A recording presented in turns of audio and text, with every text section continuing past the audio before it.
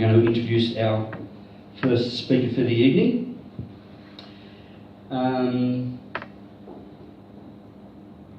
Heather Kennett will be the first speaker. She's a keynote speaker. She'll be followed then by interview style with Dr. Jessica Manuela and Counsellor Sue Bastone.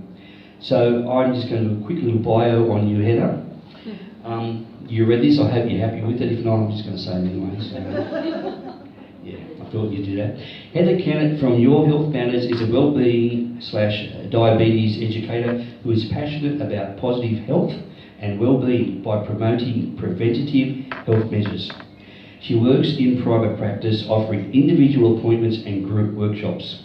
She has a successful free bi-monthly walking group down at Kingston Beach. I think that's a Friday, isn't it? Yeah. I'm going to get there one day. You know that, don't you? Mm-hmm. And her Let's Flourish end of year festival at Kingston Beach Community Hall is a fun community event for all ages. She would love to help you flourish. I had something that I really wanted said tonight, and I really had to start to search around for that person who I thought would share the passion. And I rang Heather and I explained it to her, and she was really excited.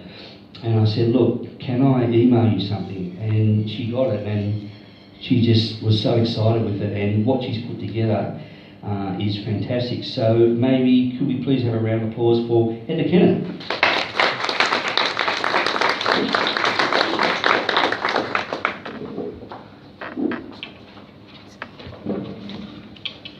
Thank you, Scott.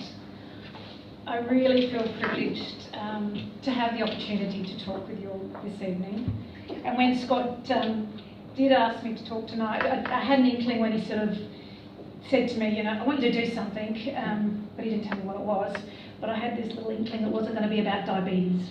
And I was quite excited about that because that's usually what I talk about. So he wanted me to talk about a topic which is really dear to my heart, and that's women.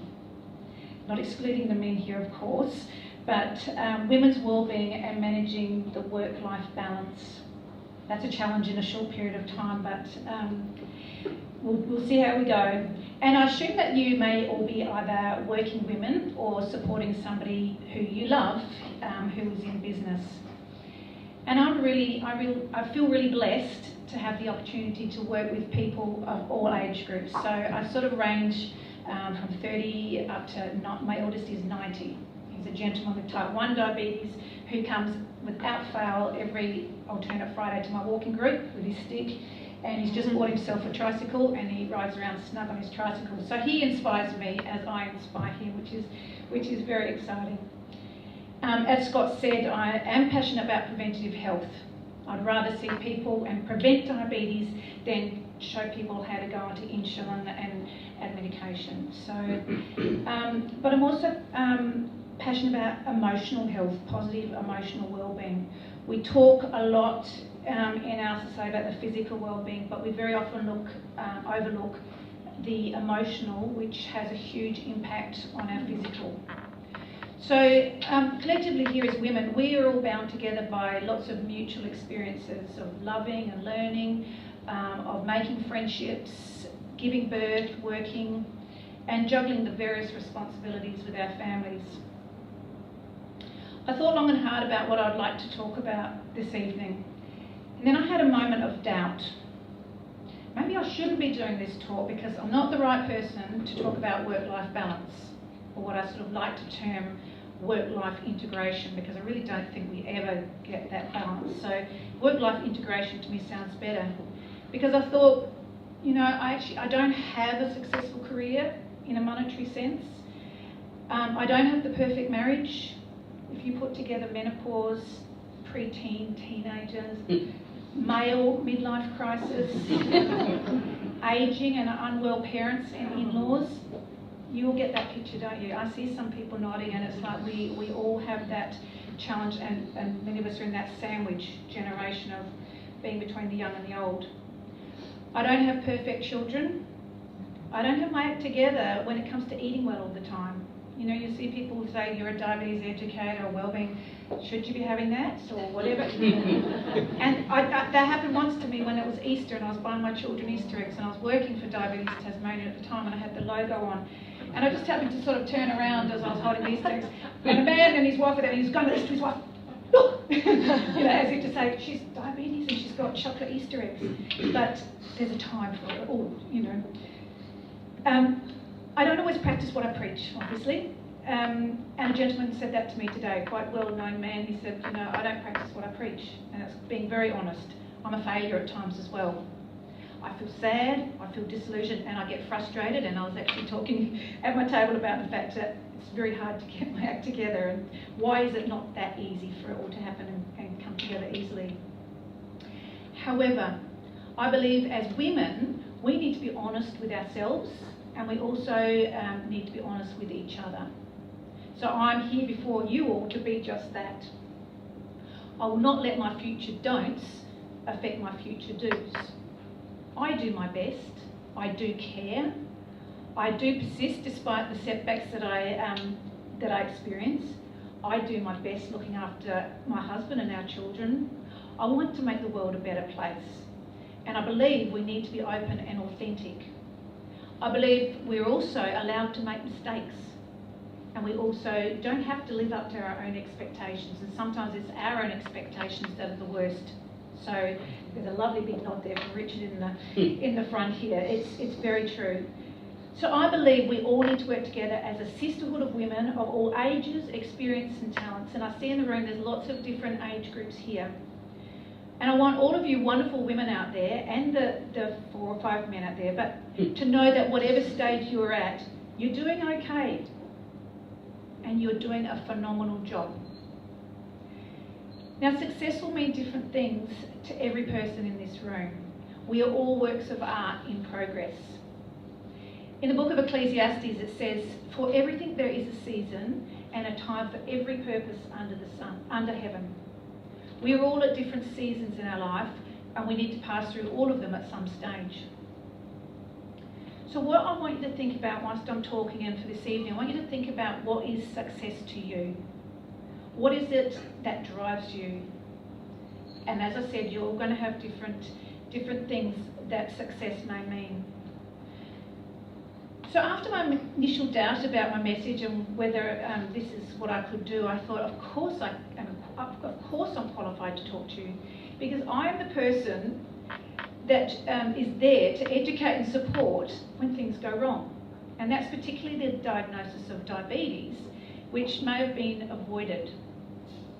High blood pressure, high cholesterol, high blood glucose and weight gain are commonly associated with increased stress and lifestyle choices. And it's quite well known that 80% of the visits to our GP are stress related. So my thoughts draw from many years of consulting women in my practice and having the privilege of listening to their journeys and their stories. And I can understand and relate to so many of them. And when you go through challenges and trials in your own life, it's so much easier to be empathetic with people and be able to say, I know where you're coming from and I really get that. And, you know, just to see the relief in some of their faces, to know that I've been there and I've struggled with the same sorts of things, because, you know, you don't want to put yourself up on a pedestal and say, I'm the expert and you do what I say. It's not like that at all. It's about we're here to work together and work out what works best for you. So what I believe and what I try to do in my practice is look at the root cause of our issues. Like I always think with diabetes particularly, there's always a specific thing that's happened in someone's life that's triggered it. And so getting people to think about those sorts of things. And unfortunately in our medical system we have a prescription pad medical system. Do you all know what that is? Yeah.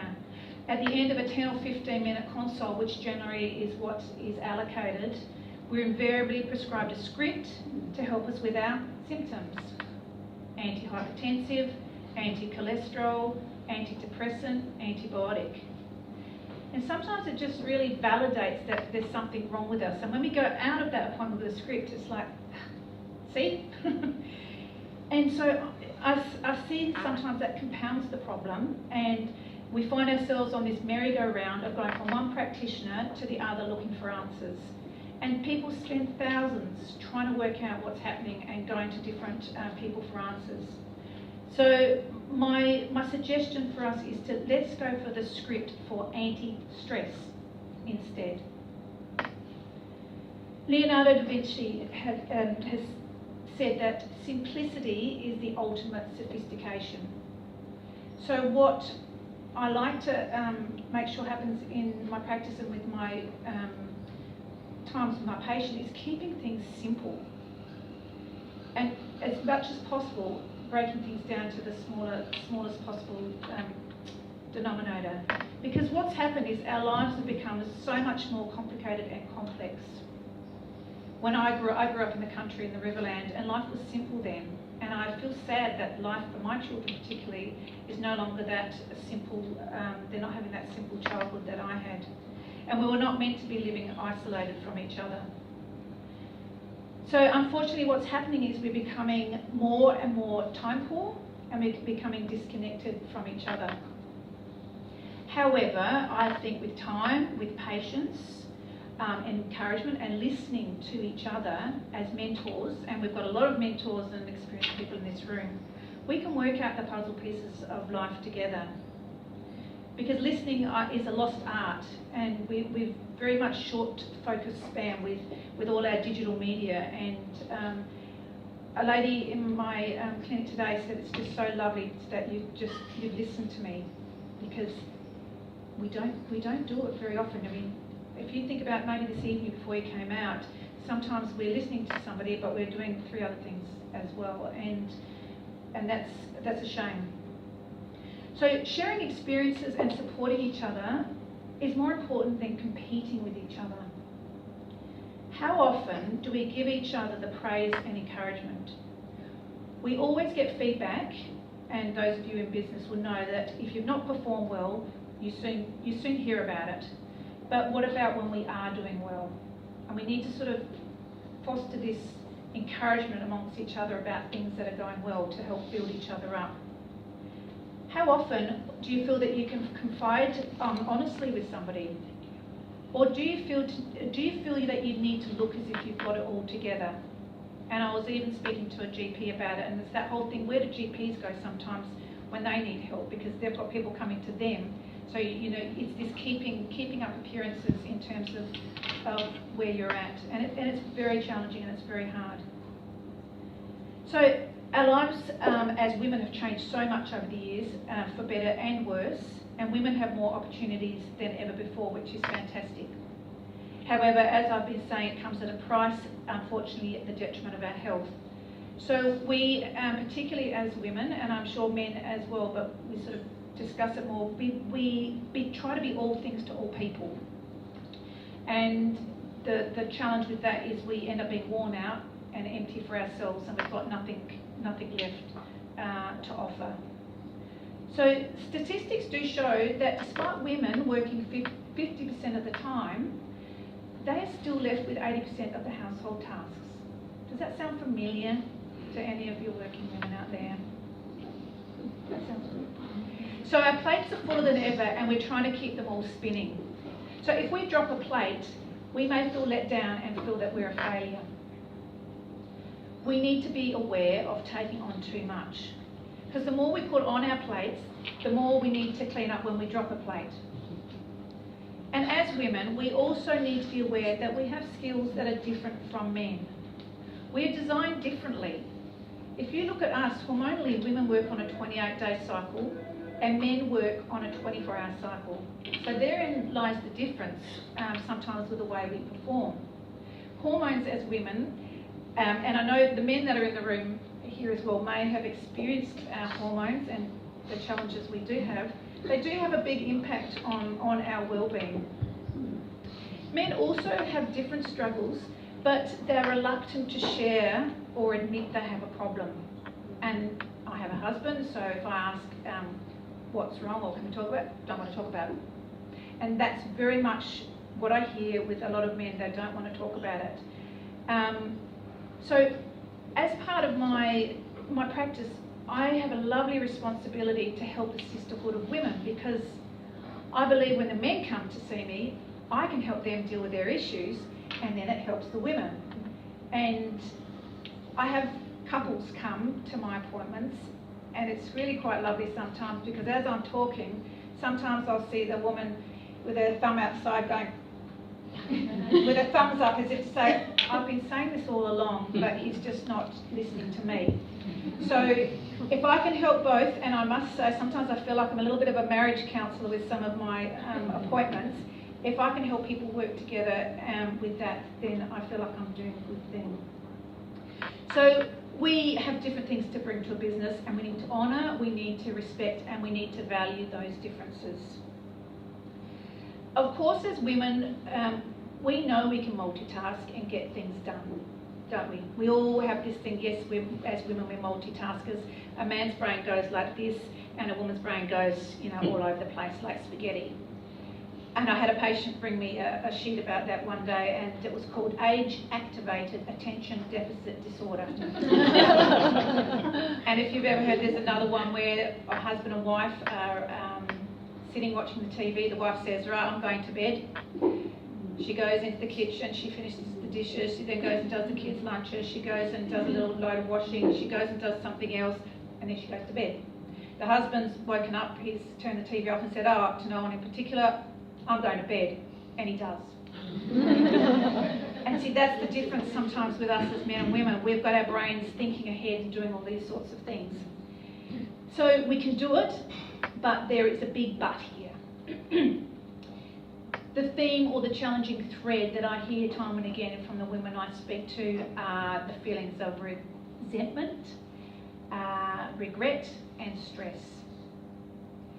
And as I've said earlier, the stress we experience has a profound effect on us. We don't survive well on high adrenaline levels, and we start to wear out our adrenals. So any amount of stress where you're getting that, you know, the fight-flight response where your heart's racing and your, you know, mouth is going dry and you're feeling like, you know, you need to run. Sadly, once we get that adrenaline rush happening, it takes a long time for that to calm down and for that to settle down. So breaking glass ceilings or rising above challenges must not be at the detriment of your physical or mental health. Competing with other women, being busier than everyone else, is not a positive place to be. If you don't look after yourself, you may pay for it later. And for those younger ladies in the audience, if we leave having children until we've achieved all those work goals, we may find that we are spending money and time with IVF programs as our fertility diminishes over the years. So my advice to you all is to treat stress as a warning sign that your life needs to change. Ask yourselves how you can simplify your current situation if you are feeling overwhelmed. Are you making the decisions that support your physical, psychological and your spiritual well-being? How will you enjoy your success if you're stressed and you're depleted and you've got no energy to enjoy it? Okay, I see it a lot, where people then have to take a year off because they've got chronic fatigue and all that hard work has put them back a year or so. So what are you doing to take care of yourself whilst you're achieving, growing and expanding your business? Can you delegate? Can you outsource? Can you share or say no? Now this is a big one in our current society. Do you take time for disconnecting and cutting loose from social media? I saw a sad face there, as if so. I'm sure tonight every one of you has a mobile phone in your bag or on your table, am I correct? Yep.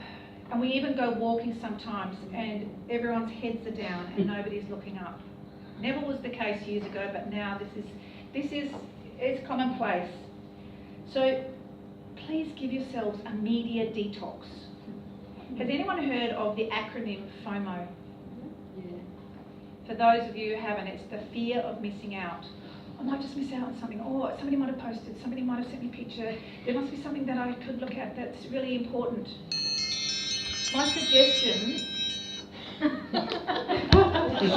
is you adopt the Tinkerbell method. When Tinkerbell rings her little bell, there you go, Carla. What I want you to do is to adopt the JOMO attitude. Does anyone not know what the JOMO attitude is?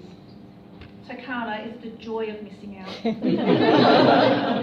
So when you think you're missing out, just go, I'm practicing my JOMO, okay? Because really, honestly, there's nothing new under the sun. Many people are saying or doing the same things, but they're just presenting it differently. And then we have all these people saying the same things. We read it and it all says similar, but we've got to keep it because that might say something. And we get overwhelmed. So honestly, we only see what people want us to see. People are not going to show us the weeds in their garden. If someone's going to do a post or an Instagram or something, they're not going to show you the bad stuff, are they? No. They're going to show you the beautiful blooming rose, and the weed is going to be cut out of the picture. So we all think, oh, look at that. How wonderful, they've got, they're on a holiday, they're looking well. And in reality, that is not true. So what you see is not always true, it's not always authentic, and it's not always reliable. So don't get sucked in. Now, the other thing tomorrow when you're going to work and you're looking at your computer, I want you to have a look. What is the button on the top left-hand corner of your keyboard? Escape button. Okay. ESC. Okay, so I've changed that acronym to meaning essential self-care. Okay? So what I want you to do is think about how you can integrate self-care into your day. In our businesses, it's important to put time in your diary for nothingness. Take time to be still, to breathe, and to contemplate. So I did go around earlier and I put a piece of paper on everyone's page, and I folded in half. And I just want you to think about some thoughts that I was talking to Scott, whether we can collate them for this evening, and then we can share back to you some information that you've all shared in an email in the next week or so. But what I want you to think about is things that, if you look at your plate plan, what you can take off your plate to make your life healthier and happier. And so if as we're going on for the rest of the evening, if on one side you can say on and one side you can say off. So I want you to sort of think, so we can sort of collectively get it together. Things like, as women, and I know men have these same sorts of feelings, but things like the off plate, okay? Things like guilt. So many women experience guilt. I feel guilty about this, I feel guilty about that, I can't do it. And so that is one of the biggest challenges. Yes. Always saying yes before thinking, well, maybe that's probably not a good idea. Maybe I'll think about it and I'll get back to you. That thing of doing all things for all people and trying to be the people pleaser. And so many women try to do things to please other people. Unresolved past issues may be something. Expectations, comparisons, and the overcommittings with the yes. So on that side, I want you to say all the things that you're wanting to take off. And now I want you to think of all the other things that you can do that you enjoy doing or you'd like to do more of. Because self-love is not selfish, it's necessary. You know when we all get on a plane and they say, make sure you put your face mask on first because then you can help others. If you guys don't look after yourself first, then you won't be able to look after the others. So things like time for physical activity, and it doesn't mean going to a gym. You don't have to go to a gym. So many people I hear spend so much money on a gym, then never go to it, or buy their exercise equipment, it then becomes a hanger for their clothes, and then they feel guilty. Oh, I should be doing this. And it can be as simple as going for a walk. It doesn't cost you anything, and that's all you need to do. Recommendations, 30 minutes a day, 10 minutes here, 10 minutes there, 10 minutes later, you've done it. Things like yoga or Pilates, very good thing for stress is breathing. If you can get some meditations and just slow down and breathe. And there's some fantastic apps on your phone if you're going to your social media that are really good for helping you to calm down. For some people, praying, having a gratitude list, making time for socialising with your friends. Another big issue is sleeping. Sleeping, if you don't sleep well, there's a snowball effect the next day in terms of how you manage, what choices you make, what things you will eat as a result because you're tired and you can't be bothered. Massage is something which is really important if you're always sitting at a desk and you're always leaning over, making sure you have a massage. And nourishing food. I mean, we all know what to eat, so that's the thing we need to be aware of. Low HI food, which I call human interference, so anything over-processed. And then the nothingness. So put it in a place in your mind, or write it down another space where you can be reminded and commit to it. So ladies, and for the lovely gentlemen who are with us this evening, I want you to love yourselves up. I want you to appreciate where you're currently at in your business. Because like a piece of art in progress, your business will continue to change in colour and in form as you will. So remember, don't be so busy making a living that you forget to make a life. So live with passion, go forth, wonderful women, and I really would love you to flourish. And thank you for your time tonight.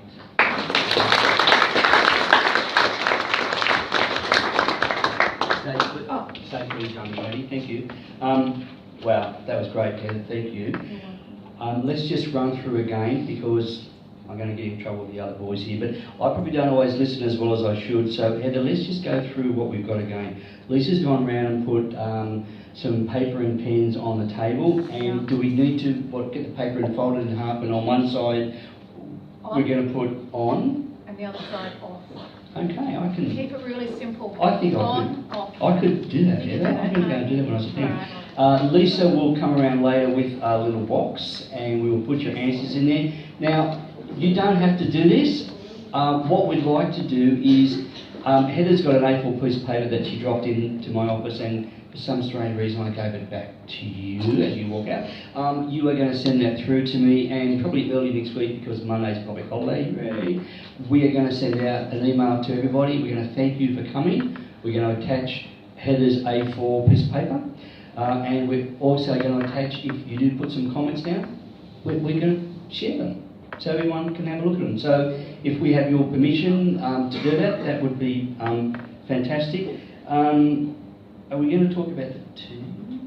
Oh, we could. We should talk about the tea. I think. Would you like me to talk about tea? Yeah, please. Okay.